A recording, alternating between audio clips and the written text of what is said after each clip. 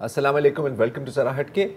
बचपन से ही हम सुनते आ रहे हैं कि ज़राअत पाकिस्तान की मईशत की रीढ़ की हड्डी, और यकीनन ये बात सच भी है क्योंकि पाकिस्तान की आवाम की अक्सरियत ज़राअत से मुंसलिक है। और हमारी जो इंडस्ट्रीज़ हैं, आप टेक्सटाइल ले लें, आप शुगर मिल्स ले लें, आप फ्लावर मिल्स ले लें, और आप फर्टिलाइज़र की इंडस्ट्री ले लें, उनकी बुनियाद भी एक तरह से ज़राअत ही है।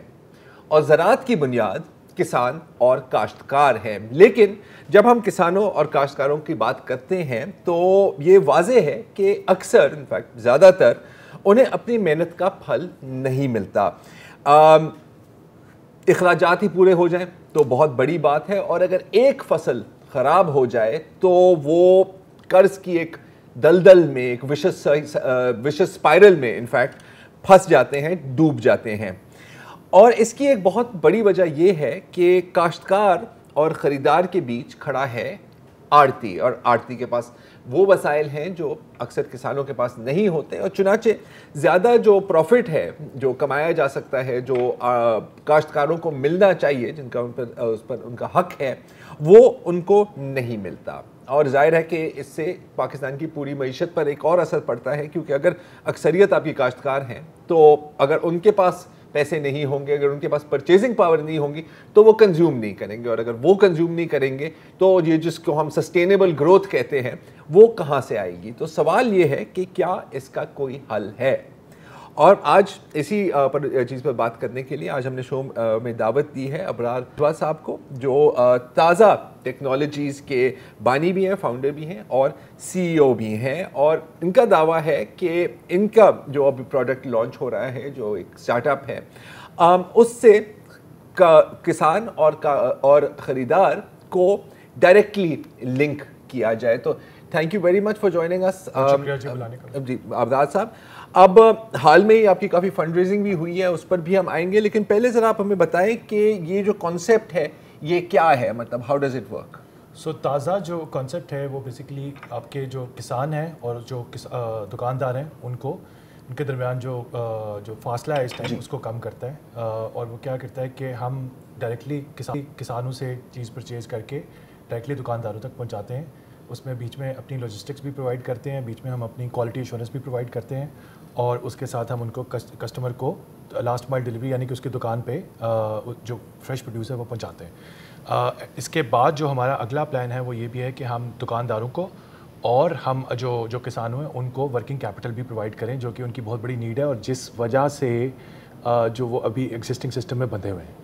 तो ये ताज़ा है, और जो हमारा विज़न है वो काफ़ी बोल्ड है, और वो यही है कि हमें मिलियंस ऑफ फार्मर्स और मिलियंस ऑफ दुकानदारों को आपस में जोड़ना है, और उनकी जो प्रॉब्लम्स हैं उनको सॉल्व करना है, चाहे वो वर्किंग कैपिटल की हैं, चाहे वो एक्सेस टू मार्केट की हैं। अच्छा, अब एक लिहाज से आप ये भी कह सकते हैं कि अभी तो यही काम कर रहे हैं ना आखिरकार, वो भी काश्तकार और ख़रीदार जो एंड बायर है उसके बीच में है। तो इससे क्या फ़र्क पड़ेगा, मतलब इससे क्या फ़ायदा और आड़ती में क्या फ़र्क होगा? देखिए जी, 2-3 चीज़ें हैं। देखें, एक तो ये कि आड़ती, मैं इस बात से थोड़ा सा डिसएग्री करता हूँ कि आड़ती ही तमाम मसाइल का रीज़न है। आड़ती एक जो एग्जिस्टिंग सिस्टम है उसको जिस तरह चलाया जा सकता है एक ऑफलाइन तरीके से वो चला रहे हैं। कुछ एक्सप्लॉयटेटिव हो सकते हैं, लेकिन कुछ जो है इस तरह ही सिस्टम चलता है। हमारे दरमियान फ़र्क ये है कि हम एक डिजिटल प्लेटफॉर्म है।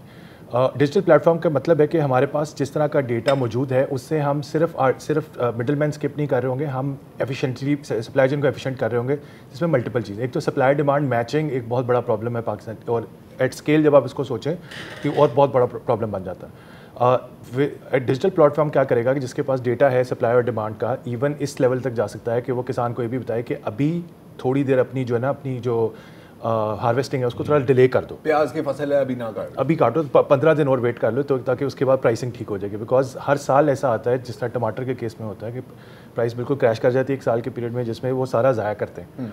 और एक पीरियड वो भी आता है, हमें अपने 4 महीने के अरसे में हमने ये भी देखा कि टमाटर को हमने 50 रुपये पे भी बेच के देखा और 200 रुपये भी बेच के देखा। ये गुड़ पे बेच के भी टमाटर खरीदने पड़ते हैं, कोई ऐसा वक्त भी आ जाता है, ऐसा वक्त भी आ जाता है। तो हम एक तो एज अ डिजिटल प्लेटफॉर्म हम इसको थ्रू द डेटा जो हमारे पास आ रहा होगा, हम सप्लाई डिमांड को भी मैच कर रहे होंगे। हम जो ड्यूरेशन है फ्रॉम द जो पॉइंट ऑफ हार्वेस्ट है उससे लेकर दुकानदार तक पहुंचाने में उसको भी रिड्यूस कर रहे होंगे। बहुत सी क्रॉप्स में हमने ये भी देखा है कि वो क्रॉस पाकिस्तान एक जिगजैग पाथ फॉलो कर रही होती है, जिसका मतलब है कि वो यहाँ से चली, वो एक मंडी में चली गई, वो उधर से किसी और मंडी में चली गई और इवेंचुअली जिस मंडी में उसने कंज्यूम होना है उसमें आ गई।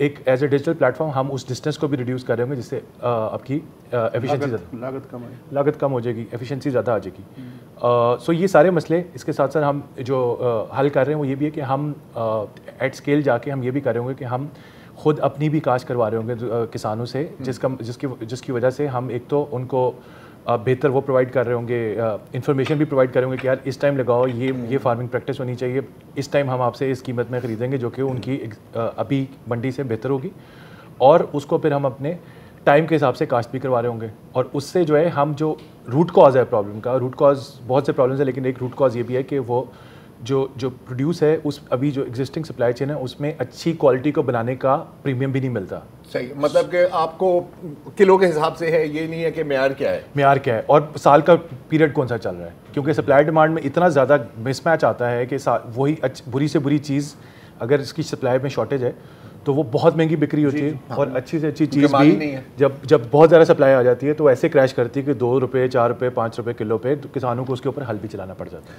अच्छा, ये जो आपका जो मैकेनिज्म है इसमें सब एक और इम्पॉर्टेंट फैक्टर होता है होल्डिंग का। होल्डिंग कैपेसिटी होती है चूँकि आड़ती के पास, लिहाजा वो 4 टाइम कर सकता है। तो ये जो आपका मॉडल है इस इशू को कैसे एड्रेस करेगा? अभी जो हमारा जो फोकस है, अगर आप पाकिस्तान के एग्रीकल्चर लैंडस्केप को देखें उसमें 2 बड़े पीस हैं। एक लाइफ स्टॉक है जो कि तकरीबन 50 से 65% है आपकी एग्रीकल्चर का, और फिर 35% पे ग्रेन्स हैं, फ्रूट्स और वेजिटेबल है। हमारा फोकस इस टाइम फ्रूट्स और वेजिटेबल्स के ऊपर है, जिसका मतलब है कि इसमें होर्डिंग की पॉसिबिलिटी कम होती है क्योंकि ये पेरिशेबल है, ठीक है। लेकिन ऑफ कोर्स जब आप ग्रेन्स की बात करते हैं, जब आप राइस की बात करते हैं, जब आप की बात करते हैं, तो वहाँ पे फिर नेचुरली इस तरह के प्रॉब्लम्स आते हैं। और again as a digital platform जिसमें ट्रांसपेरेंसी ज़्यादा है, जिसको पता है कि मुख्तलिफ पॉइंट्स पे कितना माल कहाँ पे पड़ा हुआ है, वो उसको बेहतर तौर पे मैनेज करता है, लेकिन अभी हमारा वो फोकस नहीं है। अच्छा राज साहब, डिजिटल की आप बात कर रहे हैं तो मेरे जहन में आ रहा है कि अगर फ़र्ज़ करें मैं एक किसान हूँ, जी ठीक है, और मैं नहीं कह रहा कि मैं कोई बड़ा लैंडलॉर्ड हूँ, मेरे पास मतलब मुरब्बे नहीं है, मेरे पास 5, 10, 15 किले हैं, चलो जो भी है, मैं मोरों में बैठा हुआ हूँ या मैं भाई फेरू में बैठा हुआ हूँ जी, ये डिजिटल मेरे पास कैसे आएगी, ये अगर आप मुझे थोड़ा सा समझा दें। देखिए इसके 3-4 तरीके हैं जिनके ऊपर हम काम करें। एक तो हम जो प्रोड्यूस के बड़े इलाके हैं उनके करीब अपने कलेक्शन सेंटर्स बिल्ड करें।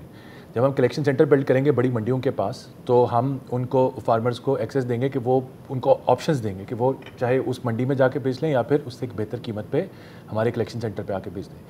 दूसरा तरीका जो हम एम्प्लॉय कर रहे हैं उसमें यह है कि हम कुछ फार्मर्स के साथ डायरेक्टली भी काम एट स्केल करना चाहते हैं कि वो कलेक्शन करें, वो अपनी फार्मिंग करें और उधर से हम पहले से कॉन्ट्रैक्ट के तहत उनसे पहले ख़रीद लें। तीसरा तरीका जो हमारी फार्मर ऐप जो कि भी तैयार हो रही है, उसमें हम बहुत सी सर्विसेज इवेंचुअली लेके आएंगे, जिसमें एडवाइजरी भी होगी, जिसमें उनको जो भी उनके क्रॉप के कैलेंडर्स हैं उसको मैनेज करने का भी मौका मिलेगा, और वो एट स्केल यानी कि मिलियंस ऑफ फार्म्स पे जाएगी। जब वो जाएगी और उसको डाउनलोड कराने के मुख्तलिफ गो टू मार्केट स्ट्रैटजीज़ हैं, लेकिन उसका पाकिस्तान में आपको ऑफलाइन प्लस ऑनलाइन सिस्टम इस्तेमाल करना पड़ता है, यानी कि आपको ऑन ग्राउंड भी वहाँ पे मौजूद होना पड़ता है, और साथ साथ आपको डिजिटल, जिस तरह हम डिजिटल कंपनीज़ में काम करते हैं उनको डिजिटल प्लेटफॉर्म्स पे भी लेके आना पड़ता है, जिस तरह टिकटॉक है, जिस तरह जो कि ज़्यादा स्नैक वीडियो है या फिर इस तरह की ऐप्स हैं जो कि उन एरियाज़ में ज़्यादा इस्तेमाल की जाती है। तो और टिकटॉक तो काफ़ी इस्तेमाल की जा रही है दिहाई इलाकों में। जी बिल्कुल। और फिर तीसरा जो SMS का प्लेटफॉर्म है उसको भी बहुत अच्छी तरह इस्तेमाल की, जहाँ पे बिल्कुल भी 3G 4G कवरेज भी नहीं है, वहाँ पे SMS एक मुअस्सर तरीका है फार्मर्स तक पहुँचने। तो मतलब कि जब हम डिजिटल की बात कर रहे हैं इसका ये मतलब नहीं है कि सर वाईफाई राउटर भी आपको चाहिए और आपको कोई बहुत अच्छा सा स्मार्टफोन चाहिए, ये काफ़ी मतलब वो लो एंड में भी काम, बेसिक जहाँ जो जिधर की इस्तात है। फॉर एग्जांपल वो डिजिटल बिल्कुल ऐसी है कि जहाँ अडॉप्ट करना पड़ा है हमें इसको पाकिस्तान के लैंडस्केप के हिसाब से। अच्छा, ये आपका पहला मेरा तो एक सवाल था, ज़ाहिर है ताज़ा लॉन्च हुआ, आपने देखा एक वैक्यूम है जी, तो वैक्यूम क्यों एग्जिस्ट कर रहा है? क्या ऐसी चीज़ें आपको नज़र आई कि क्या जो है इश्यूज हैं इसकी जो जब हम मार्केट स्ट्रक्चर स्टडी करते हैं तो इसकी 2-3 वजूहत है। एक वजह इसकी ये है कि एक बहुत एक्सट्रीम फ्रेगमेंटेशन है सप्लाई और डिमांड साइड पर।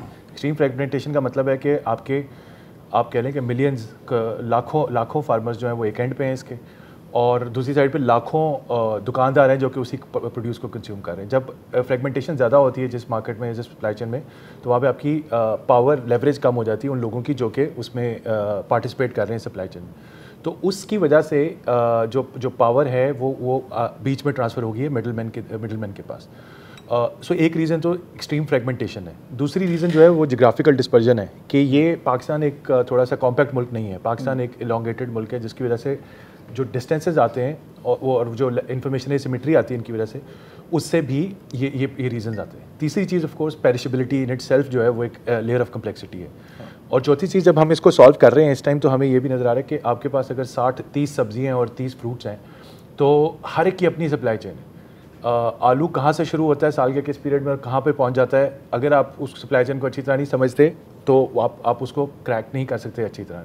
और फिर आलू आपको साल के 6 महीने में मिलता है, बाकी 6 महीने में कोल्ड स्टोरेज में होता है। ठीक है, तो वो अगेन ये भी एक उसकी आप कह लें कि साल की जो मूवमेंट है वो इनफैक्ट हम चीज़ें इस टाइम कंज्यूम कर रहे हैं जो कि अफगानिस्तान से आ रही है, ईरान से आ रही है, टमाटर हमारे सारे अक्सर ईरान से आ रही है। तो ये जोग्राफिकल डिस्पर्जन, एक्सट्रीम फ्रेगमेंटेशन और जो प्रोड्यूस की इन इटसेल्फ जो बाय डिफ़ॉल्ट कम्प्लेक्सिटी है पेरिशेबल प्रोड्यूस की कि सीजनैलिटी के ऊपर वो डिपेंड करता है, तो ये सारे इसमें ऐड करते हैं। काफ़ी टेक्निकल गेम खेली जा रही है। यहाँ पर एक वक्फा लेते हैं और वक्फे के बाद अमराज साहब के साथ मैं गुफ्तगू जारी।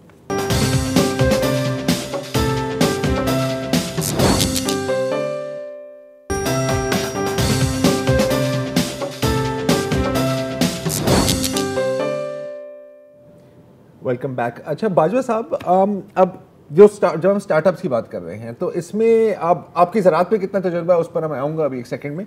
स्टार्टअप्स में आपका काफ़ी तजुर्बा है क्योंकि आप करीम में भी आपकी इन्वॉल्वमेंट थी, तो करीम से यहाँ का सफ़र मतलब क्यों, क्या सीखा आपने, क्या आपने देखा कि यहाँ पे जो अप्लाई हो सकता है? नहीं, करीम में हमने जो चीज़ देखी वो ये थी कि टेक्नोलॉजी की मदद से आप ऐसे मसले हल कर सकते हो जो कि एक ट्रेडिशनल ऑर्गेनाइजेशन नहीं कर सकती, एक गवर्नमेंट नहीं कर सकती। करीम के केस में वो मोबिलिटी थी। सही है। हमने देखा कि उसका कितना बड़ा इम्पैक्ट है सोसाइटी के ऊपर, लोगों के ऊपर, कितनी मोबिलिटी लोगों के लिए आसान होगी। लेकिन वो फिर भी टॉप 2% के लिए हल कर रही थी। सही है। नीचे फिर भी मोबिलिटी का प्रॉब्लम अभी भी अनसॉल्व्ड है। लेकिन हमने कहा कि हमें भी कुछ ऐसा ही करना है। करीम से इंस्पिरेशन लेके हमने भी, मैं और मेरे जो को फाउंडर मोहसिन है, हम लोगों ने भी ये डिसाइड किया कि हमें कुछ इससे भी बड़ा करना है और ऐसा करना है कि ये पाकिस्तान की हिस्ट्री में सबसे बड़ा इम्पैक्ट क्रिएट करना है। और उस स्पेस को उसको करने के लिए अगर आप पाकिस्तान में हैं और अगर आप इतने बड़े प्रॉब्लम को सामने से देख रहे हैं, यहाँ पे करीब से देख रहे हैं, तो आपको इस कहीं दूर जाने की ज़रूरत नहीं है। सो उन सारी लर्निंग्स को हमने डिसाइड किया कि उनको हम अपने जो सीखा है उसको अप्लाई करेंगे एक बहुत बड़े प्रॉब्लम पे और सोसाइटी के लिए एक बहुत बड़ा इम्पैक्ट क्रिएट करेंगे। तो हम फिर इस साइड पे हमने काम शुरू किया। अच्छा, एक आखिरी सवाल है फंडिंग का। आपने ज़ाहिर है अब ये जो राउंड्स होते हैं फंडिंग राउंड्स की, उसमें तो मैं पढ़ा था आपने काफ़ी कामयाबी आपको हासिल किया, मैं ख्याल को $6.5 मिलियन जी।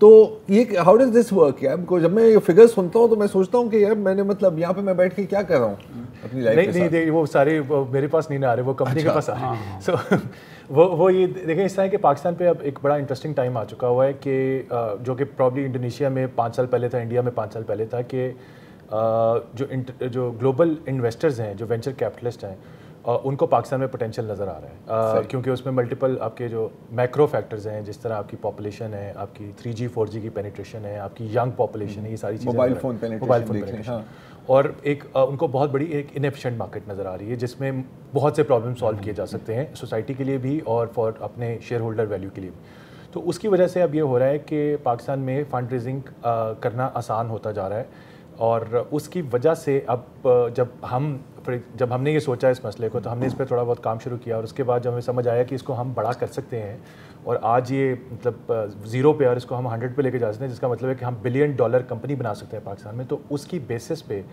इन्वेस्टर्स ने देखा कि वाकई ये फाउंडर्स शायद कर सकते हैं क्योंकि इनका तजर्बा है, मार्केट बहुत बड़ी है और इन्होंने जो शुरू में जो एग्जीक्यूशन की है वो अच्छी है, तो उसकी बिना पे फिर उन्होंने और इन्वेस्ट और ये फंड रेजिंग राउंड्स कंटिन्यू करते हैं क्योंकि इस तरह के बड़े प्रॉब्लम्स को आप सोचें $60 बिलियन की मार्केट है, उसको सॉल्व करने के लिए $6 मिलियन ऊँट के मुंह में जीरा है। मतलब जितने बड़े प्रॉब्लम्स उतना ज़्यादा पोटेंशियल जी। अच्छा, ज़रूरी जो शोबा है जी, उसमें अगर नई चीज़ सामने भी मुझे नज़र आई है ना कि सोना उगल रही है, फिर भी मुझे कई बरस लग सकते हैं उसको एब्जॉर्ब करने में और उसको अडॉप्ट करने में। मैं शक व शुबे में होता हूँ। आप एक बहुत बड़ी क्लास को छेड़ने जा रहे हैं जिसका नाम है आड़ती, वेरी पावरफुल लॉबी जी। वो भी जाहिर है उनकी तरफ से भी रेजिस्टेंस आएगी और वो किसानों के साथ अजीब कहानियाँ वानियाँ में करेंगे कि कल दे मुंडे ने तो बर्बाद करके रख देते, इस टाइप की बाकी चीज़ें भी।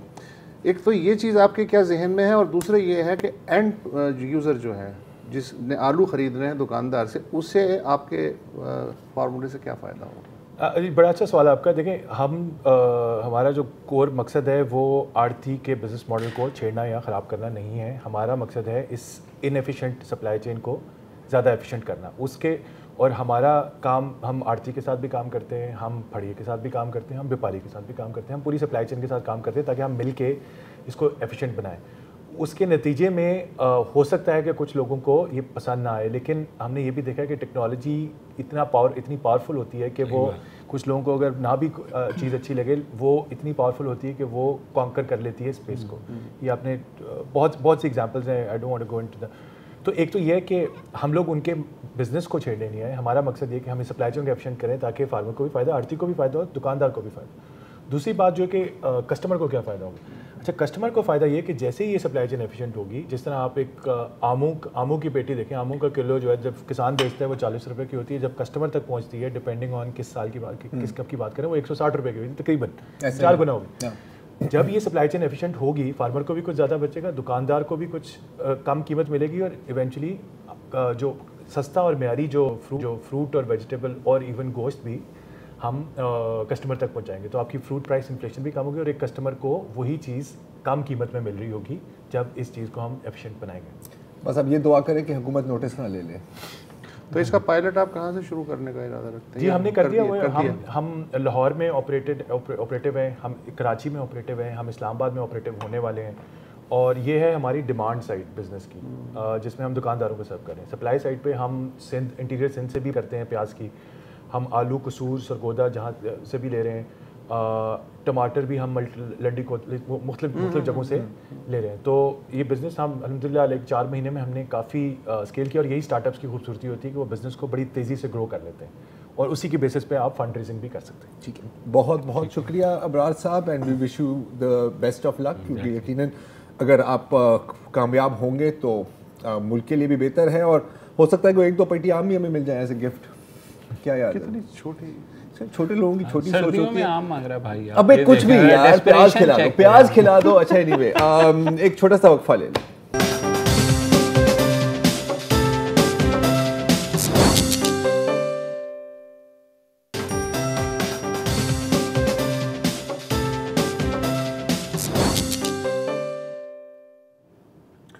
Welcome back. और अब थोड़ी देर के लिए भारत चलते हैं, जहां से कुछ अच्छी खबरें नहीं आ रही हैं।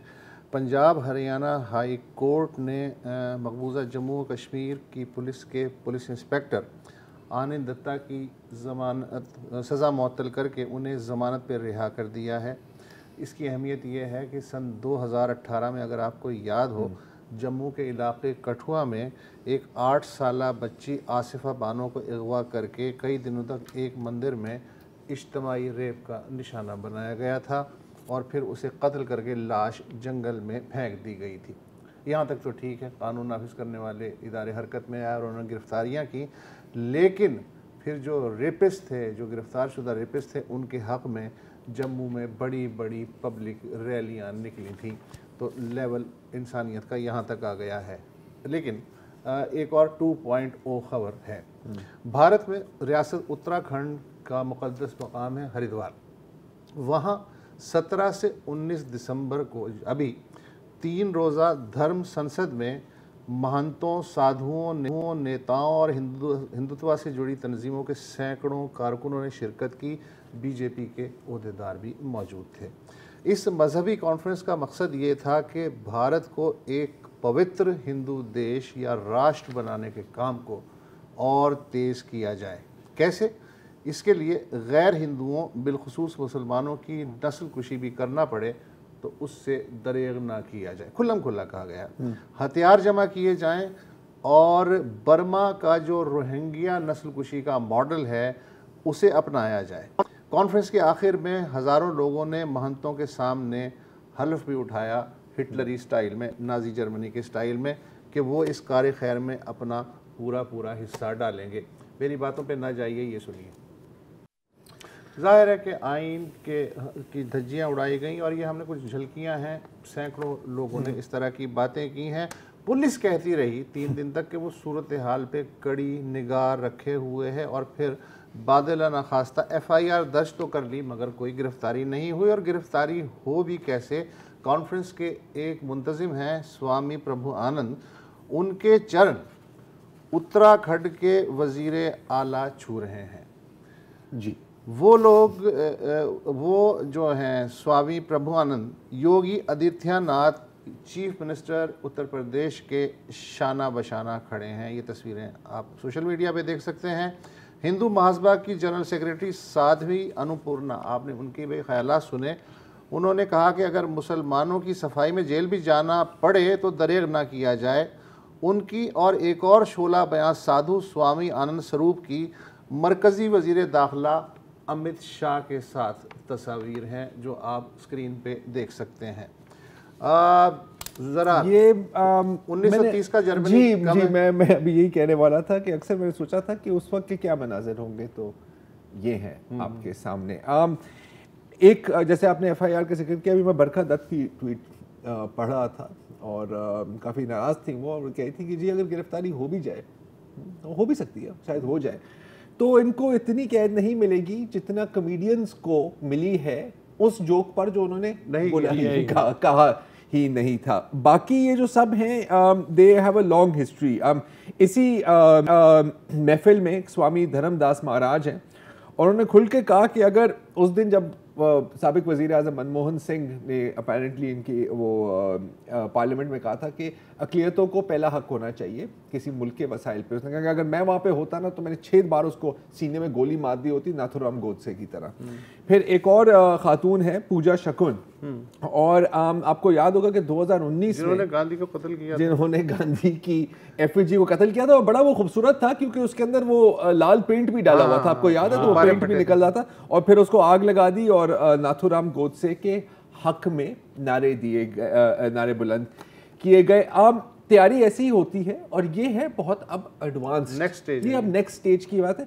ये एक ही तरह एंड होती है और ये होती है एंड नस्लकुशी में। जेनोसाइड वॉच ने पहले ही आपको वार्निंग दे दी है कि ये हो रहा है, और ये हम और मैं कहने वाला था कि अगर इसको काबू नहीं किया, वो मैं नहीं कहूँगा क्योंकि ये अब काबू से बाहर है।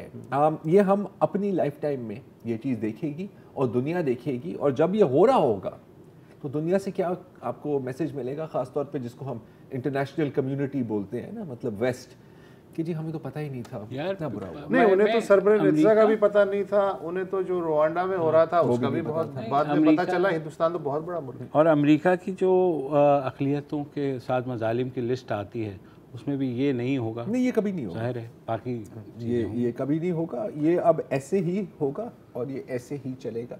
एंड अगेन इसकी एंडिंग एक ही होती है। आप पिछले 2000 सालों की तारीख पढ़ के देख लें।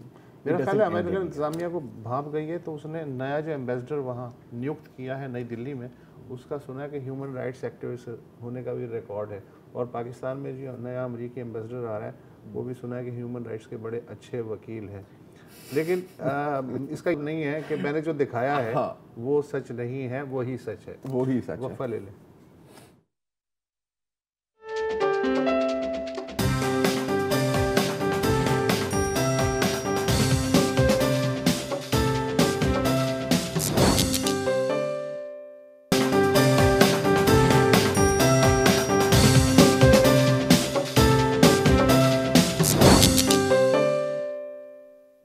Welcome back. जब रात के वक्त आप घर से बाहर जाएं, छत पर जाएं और आप आसमान की तरफ देखें, तो जो सितारे आपको नज़र आ रहे हैं वो एक्चुअली आप सितारे नहीं हैं, वो उन सितारों की पुरानी तस्वीरें हैं। और ये इसलिए क्योंकि जितनी देर में वहाँ की उन सितारों की रोशनी आपकी आंखों तक पहुँचती है तो सालों साल गुजर जाते हैं। ये इसलिए है क्योंकि जैसे कि मैं आप मिसाल देता हूँ, इस ज़मीन के जो सबसे करीब जो सितारा है उसको प्रॉक्सिमा सेंटोरी कहा जाता है और वो तकरीबन 4.5 लाइट ईयर्स दूर है और ये सबसे करीब है। जी, एक लाइट ईयर वो फासला है जो रोशनी एक साल में तय कर देती है, यानी 1000 अरब किलोमीटर। तो प्रॉक्सिमा सेंटोरी तकरीबन 4,500 अरब किलोमीटर दूर है और जो बाकी सितारे हैं उनमें से कुछ तो 3 से 4,000 लाइट ईयर्स हमारे से दूर हैं। मतलब कि ये भी बिल्कुल मुमकिन है कि जिन सितारों को आप देख रहे हैं वो अभी एग्जिस्ट ही नहीं करते, वो तबाह हो गए या फट गए हैं। अब इसका ये भी मतलब है, अगर इस कॉन्सेप्ट को आप थोड़ा सा आगे लेकर जाएं, कि अगर कोई ऐसा टेलीस्कोप हो जो बहुत दूर देख सके, तो आप सिर्फ स्पेस में नहीं देख रहे बल्कि आप टाइम में भी देख रहे हैं। इस तरह के टेलीस्कोप्स बने भी हैं, जैसे कि स्पिट्जर टेलीस्कोप है और हबल टेलीस्कोप है, जिसका नाम आपने यकीनन सुना होगा, अभी भी वो एक्टिव है। लेकिन अब 25 दिसंबर को एक जो सबसे दुनिया का सबसे पावरफुल और टेक्नोलॉजिकली एडवांस्ड स्पेस टेलीस्कोप है, जेम्स वेब टेलीस्कोप, वो लॉन्च होगा। और आसान अल्फाज में अगर मैं इनको कंपेयर करूं, हबल टेलीस्कोप और जेम्स वेब टेलीस्कोप को, तो आप ये समझें कि हबल टेलीस्कोप का कैमरा कुछ ऐसा है जैसे मेरा ये जो सस्ता सा सैमसंग है, और जेम्स वेब का जो कैमरा है वो एक प्रोफेशनल जूम लेंस वाला DSLR है।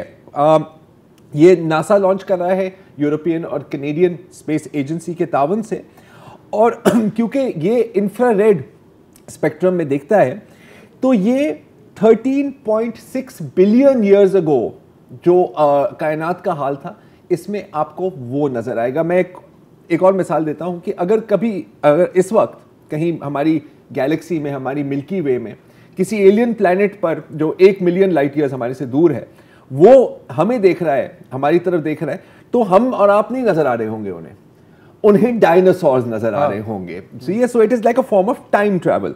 अच्छा, 25 दिसंबर को ये लॉन्च होगा और इसकी 2 मेन फंक्शंस हैं कि एक तो इससे जो पूरी कायनात में जो गैलेक्सीज हैं और जो सितारे हैं उनकी पैदाइश साइंसदानों को नजर आ जाएगी। इनफैक्ट मैंने 13.6 बिलियन ईयर्स की बात की, तो साइंसदानों का कहना है कि कायनात शुरू हुई बिग बैंग के साथ, ठीक है, कि सब कुछ एक मटेरियल था और फिर वो एक्सपैंड हुआ और अभी भी कायनात एक्सपैंड ही करती जा रही है।